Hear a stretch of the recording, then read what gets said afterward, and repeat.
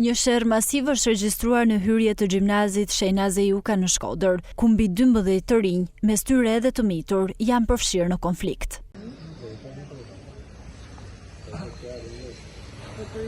Ashtu siç shihet edhe nga pamjet, një grup të rinj konfliktohen duke goditur njëri tjetrin me sende të forta, dëreza hekuri dhe mjete prerëse. Si pasojë e konfliktit, 3 persona janë dëmtuar dhe kanë marrë ndihmën e parë në Spitalin Rajonal të Shkodrës, ku ndodhen jashtë rrezikut për jetën. Policia e Shkodrës ka nisur menjëherë hetimin, duke bërë të mundur arrestimin e 17 vjeçarit AK, i cili dyshohet si një prej personave kryesor të konfliktit. 17 vjeçari është vëllai i një nxënësi të shkollës së mesme Shejnaze Juka, ndërsa edhe personi tjetër i konfliktuar me 2 vëllezërit është nxënës i shkollës. Policia po vijon hetimet për dokumentimin e plotë të kësaj ngjarjeje.